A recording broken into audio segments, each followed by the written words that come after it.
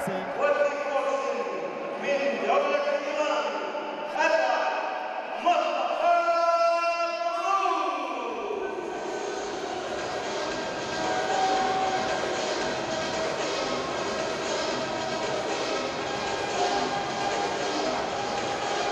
إذا النزال القادم في الركن الأحمر محمد صلاح اللاعب العراقي البارز محمد صلاح من الساموراي تيم، بالمقابل اللاعب الإيراني مصطفى فروخ على وزن 84.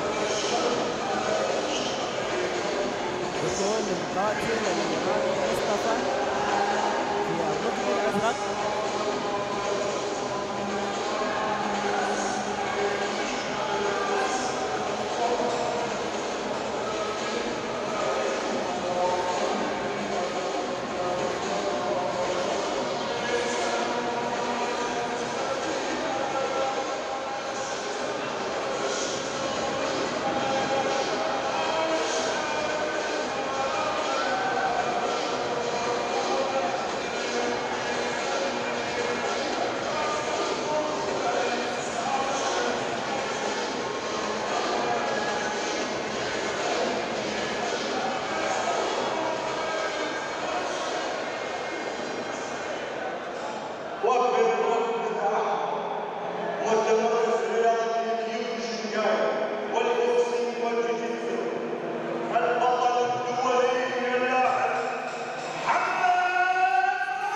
إذن اللاعب العراقي محمد صلاح من اللاعبين الواعدين في نزال نظام السيمي بروفيشنال.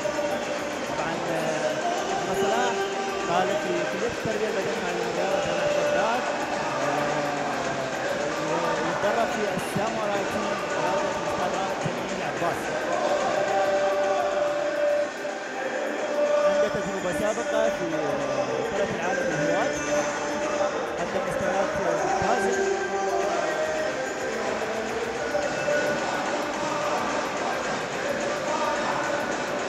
أيضا شارك في منظمة بريد بنظام السيمي بروفيشنال.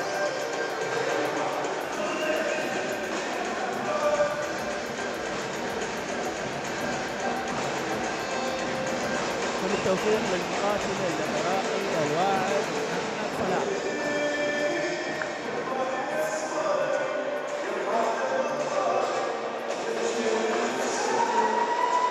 يعني اسلوب لعب محمد صلاح هو يميل للجرابلينج، ستايله هو منعي، لكن اغلب نزالاته هو يميل لانهاء النزال عن طريق القتال الارضي.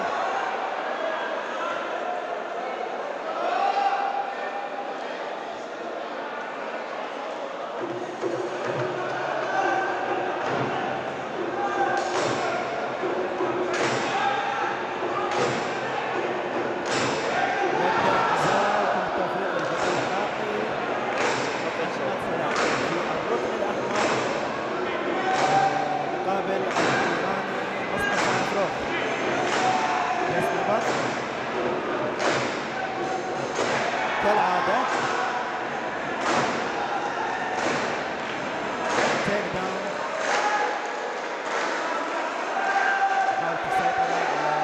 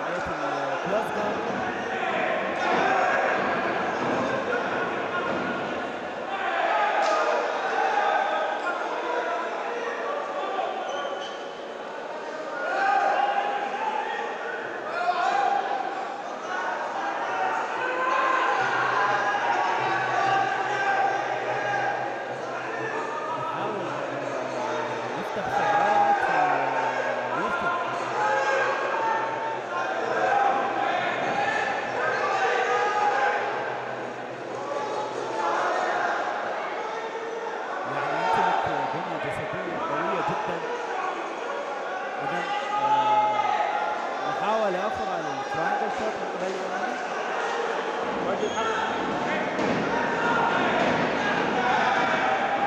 مباراة جيدة من محمد صلاح، يستمر قبل ما تبدأ التلويات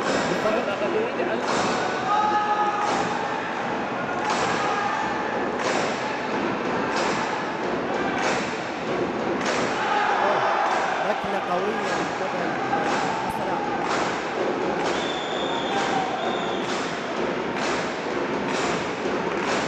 نهاية الجولة الأولى.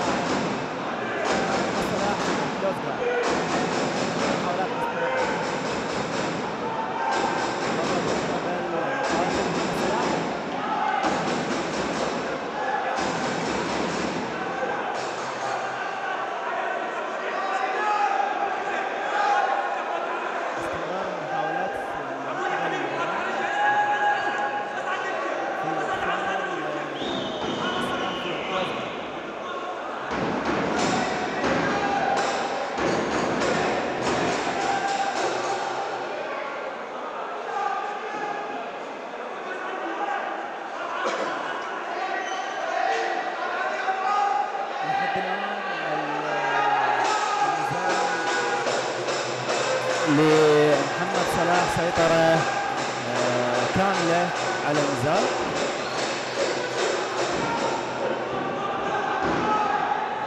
يعني محاولة الاعتلاء الكامل، وينجح بالاعتلاء الكامل. ممكن فقط يعني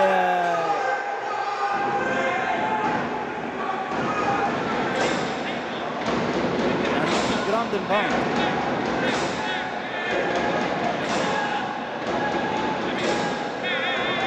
ممكن جدا انه تنتهي في الجراوند اند باوند.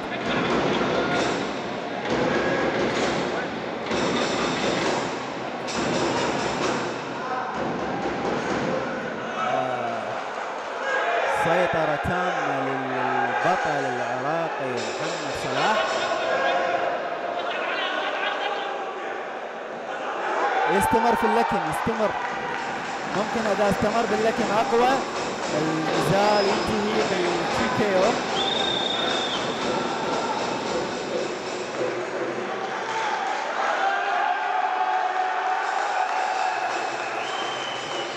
نهاية الجولة الثانية بسيطرة تامة للبطل العراقي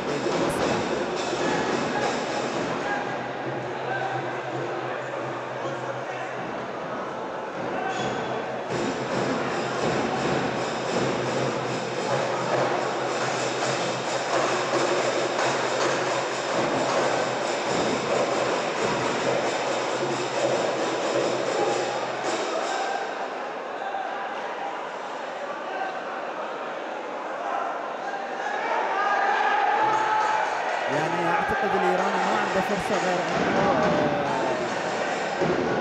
ينهي النزال في الجوله الثالثه، اما بالاخضاع او بالكي، لكن ما اتوقع لحد الان محمد صلاح مسيطر سيطره تامه وفنيا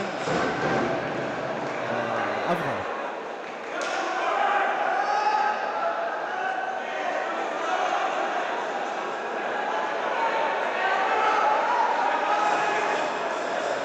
اعتقد انه راح يكرر الاسلوب، ينتظر دخول اللاعب الايراني يسوي تيك داون. يعني مثل ما توقعت دفاعات ممتازه. يعني انا افضل انه جيد ممتاز، افضل انه يبقى على نفس الاسلوب ونفس السيطره. سايد كنترول البطل العراقي محمد صلاح، هذه من الاشياء الممنوعه، من الضربات الممنوعه بفئه السيمي بروفيشنال، تحكيميا ممنوعه. اذا خصم نقطه من اللاعب الايراني في الركن الازرق بسبب ضربه غير مشروعه.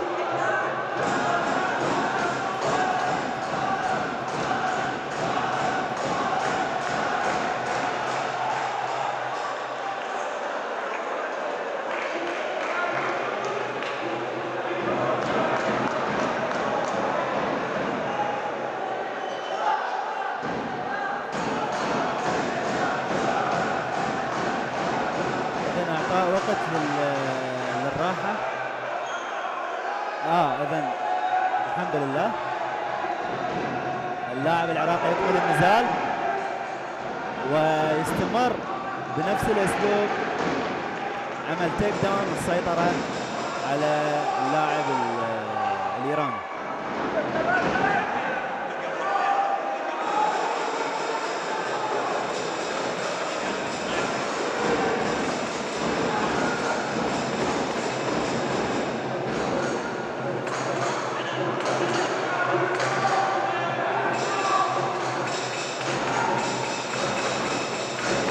قراءة ممتازة من قبل اللاعب محمد صلاح، دفاعات ممتازة، دفاعات جيدة.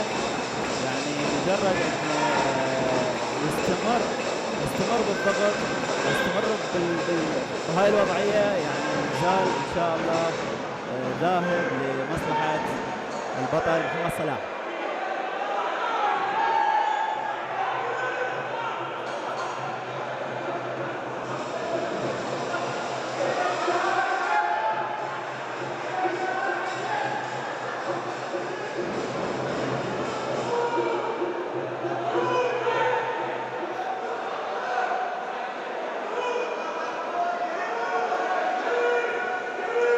استمرار الضغط من قبل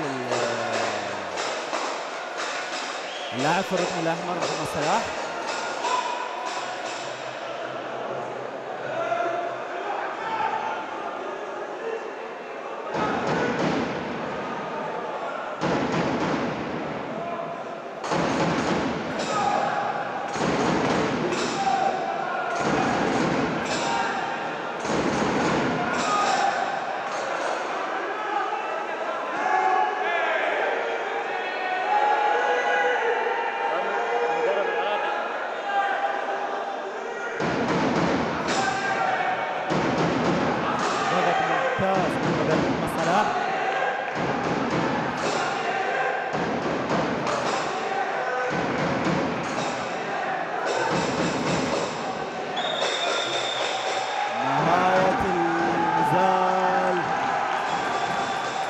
يعني اتوقع ان الفوز واضح لمحمد صلاح.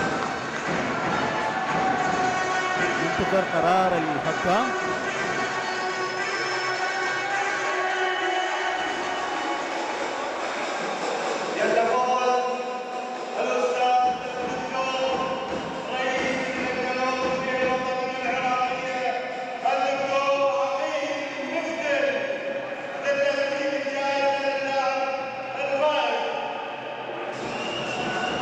طبعا حضور شخصيات مهمة، رئيس اللجنة الأولمبية العراقية دكتور عقيل يعني مشكورا وداعم للرياضة وخصوصا لرياضة الأمامي. أيضا رئيس الاتحاد العراقي للمواي تاي مصطفى جبار علك، يعني من الشخصيات الرياضية البارزة في العراق.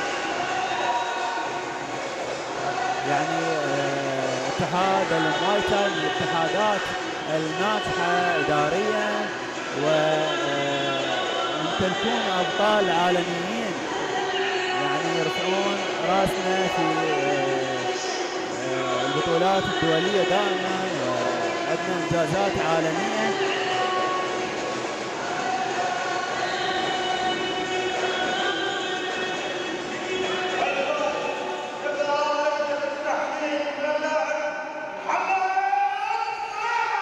إذن مبارك للبطل العراقي في الركن الأحمر محمد صلاح الشاب الواعد. يعني نأمل أنه نشوفه في يوم من الأيام في منظمات عالمية، منظمات مهمة. بصراحة المستقبل قدامنا، ويا رب يا رب نأمل يعني نأمل بالرياضيين الواعدين.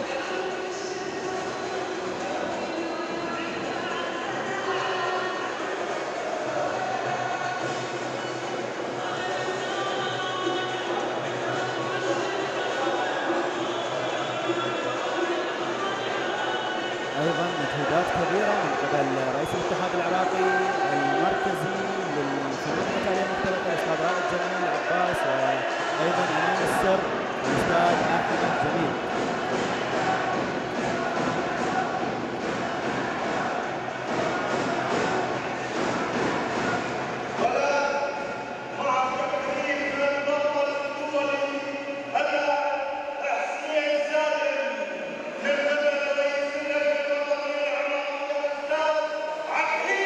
البطل العراقي حسين سالم واحد من أبرز الأبطال العراقيين في رياضة المواي تاي وأيضا في الMMA، يعني صاحب تاريخ كبير ولعب في منظمات بارزة بالمنطقة، أبرزها هي منظمة محاربي الإمارات. أيضا من الرياضيين من الجيل الأول اللي بدأوا برياضة الMMA، كان لهم مشاركات جدا بارزة، ويمتلك سجل احترافي ممتاز.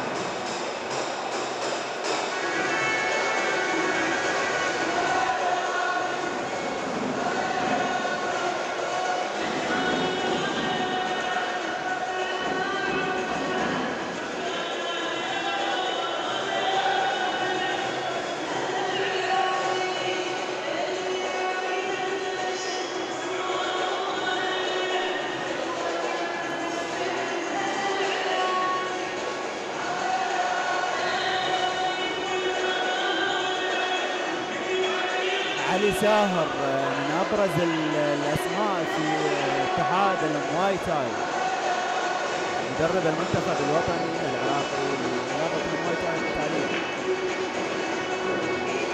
شيء مفرح التعاون بين الاتحادات. مساء الخير.